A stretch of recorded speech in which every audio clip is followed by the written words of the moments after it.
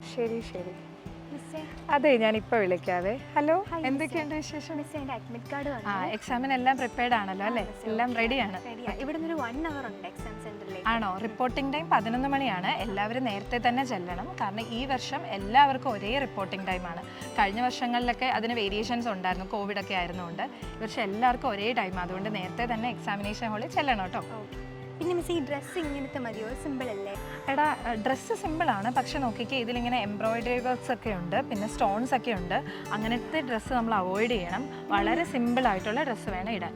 പിന്നെ അതിലിടാൻ metallic buttons ഒക്കെ ഉള്ള ചില ടോപ്പൊക്കെ കണ്ടാൽ സിമ്പിളായിരിക്കും, പക്ഷെ മെറ്റാലിക് ഒബ്ജക്റ്റ് ഒക്കെ ഉണ്ടായിരിക്കും. അതെല്ലാം അങ്ങനെയുള്ള ഡ്രസ്സൊന്നും പാടില്ല. സ്ലീവ് എടാ ഫുൾ സ്ലീവ് പാടില്ല, ഹാഫ് സ്ലീവേ പാടുള്ളൂ, അല്ലെ സ്ലീവ്ലെസ് ഒക്കെ ഓക്കെയാണ്.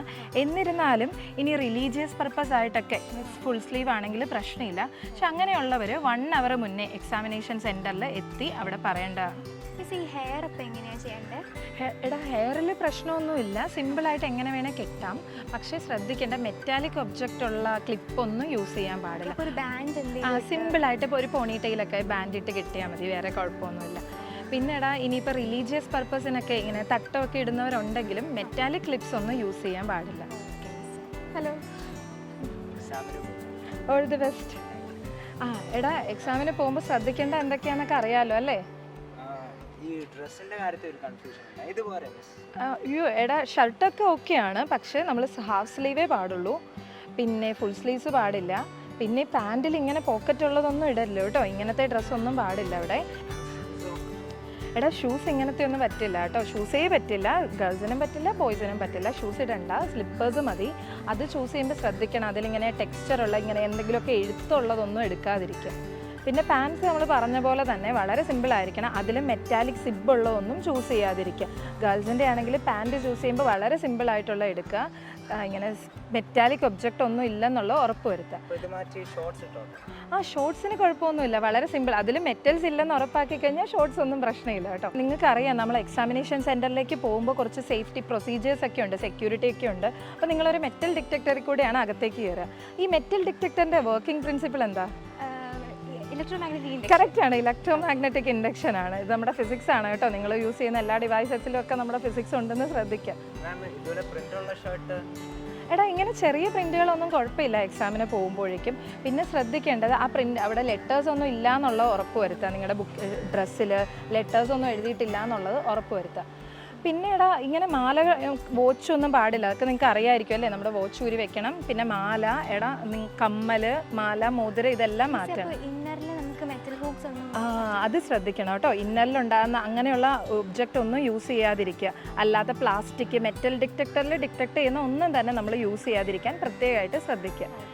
അപ്പോൾ ഈ മൂക്കുത്തി അവിടെ ചെന്ന് മാറ്റിയാൽ മതിയോ?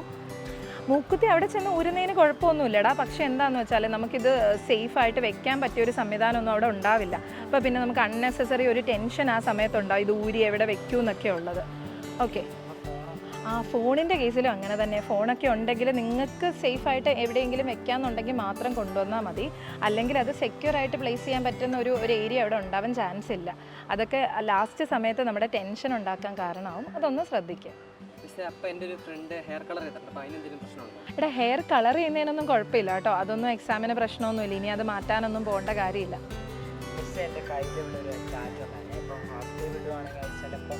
ഇല്ലടാ അതൊന്നും പ്രശ്നമില്ല കേട്ടോ. അങ്ങനെ ടാറ്റു അതൊന്നും ഇനി മാറ്റാൻ പോകണ്ട, അതൊന്നും കുഴപ്പമില്ല. നിങ്ങൾ കൂളായിട്ട് പോയിട്ട് എക്സാം എഴുതുക. വാഷ്റൂമിൽ പോകുന്നതിന് കുഴപ്പമൊന്നുമില്ല. നമ്മൾ 11 മണിക്ക് എക്സാമിനേഷൻ സെൻറ്ററിൽ എത്തിയെന്ന് വിചാരിക്കാം. അങ്ങനെയാണെങ്കിൽ ഉടനെ തന്നെ എക്സാമിനേഷൻ ഹാളിലേക്ക് കയറണം എന്നൊന്നുമില്ല. കുറച്ച് സമയം റെസ്റ്റ് എടുത്ത് ഫുഡൊക്കെ കഴിച്ച് മെല്ലെ കയറിയാൽ മതി. അങ്ങനെ എക്സാമിനേഷൻ സെൻറ്ററിൽ എത്തിയിട്ട് ഒരു 1:30ക്കാണ് ലാസ്റ്റ് ഗേറ്റ് ക്ലോസിങ് ടൈം. അത് കഴിഞ്ഞ് നമ്മൾ എൻ്റർ ചെയ്യാൻ സമ്മതിക്കില്ല, അതുകൊണ്ട് അത് ശ്രദ്ധിക്കുക. 1:30ക്കുള്ളിൽ തന്നെ നിങ്ങൾ എക്സാമിനേഷൻ ഹാളിൽ എത്തുക. അവിടെ കഴിഞ്ഞ് നമ്മുടെ ബയോമെട്രിക് ടെസ്റ്റൊക്കെ കഴിഞ്ഞിട്ട് സെക്യൂരിറ്റി ചെക്ക് എല്ലാം കഴിഞ്ഞിട്ടാണ് നമ്മൾ അകത്തേക്ക് കയറുക. അവിടെ നിന്ന് ഒരു 1:30 to 1:45 ഇൻവിജിലേറ്റേഴ്സ് നമുക്ക് കുറച്ച് ഇൻഫർമേഷൻ ഒക്കെ പറഞ്ഞു തരും. അത് ശ്രദ്ധിച്ച് കേൾക്കുക, അവരെന്താ പറയുന്നതെന്നുള്ളത് അവിടെ ഇരുന്ന് ശ്രദ്ധിച്ച് കേൾക്കുക. അതിനുശേഷം ഒരു 1:45 കഴിയുമ്പോഴേക്കും, അത് depends on the examination centre, നിങ്ങൾക്കൊരു കിറ്റ് തരും. ആ കിറ്റിൽ പിന്നെ പെന്നും OMRും ക്വസ്റ്റ്യൻ പേപ്പറും എല്ലാം ഉണ്ടായിരിക്കും. അവർ ആ ഇൻഫർമേഷൻസ് എല്ലാം തന്നെ പറയും. നിങ്ങൾ അതോർത്തൊന്നും പേടിക്കേണ്ട കാര്യമില്ല. അവർ പറയുന്ന ഇൻഫർമേഷൻസ് അനുസരിച്ച് നിങ്ങൾ ബാക്കിയെല്ലാം ഫോളോ ചെയ്യും. ചെയ്യുക. പിന്നെ വാഷ്റൂമിൽ പോകുന്ന കേസ് ഉണ്ടല്ലോ, ഇവിടെ എക്സാമിനേഷൻ തുടങ്ങിയതിന് ശേഷം 1 മണിക്കൂറും എക്സാമിനേഷൻ തീരുന്നതിന് അരമണിക്കൂറും മുന്നേ വാഷ്റൂമിൽ പോകാൻ പറ്റില്ല. ഇതിനിടയിലുള്ള ടൈമിൽ നിങ്ങൾക്ക് പോകാൻ കുഴപ്പമൊന്നുമില്ല. പക്ഷേ ശ്രദ്ധിക്കേണ്ട കാര്യം, ഇത് കഴിഞ്ഞ് നിങ്ങൾ വാഷ്റൂമിൽ പോയിട്ട് തിരിച്ചു വരുമ്പോൾ വീണ്ടും ആ സെക്യൂരിറ്റി ചെക്ക് എല്ലാം ഉണ്ടാവും. സോ ആ ടൈം നമുക്ക് കുറച്ചൊരു ലാഗ് ഉണ്ടാവാൻ ചാൻസ് ഉണ്ട്, അതൊന്ന് ശ്രദ്ധിച്ചിരിക്കുക.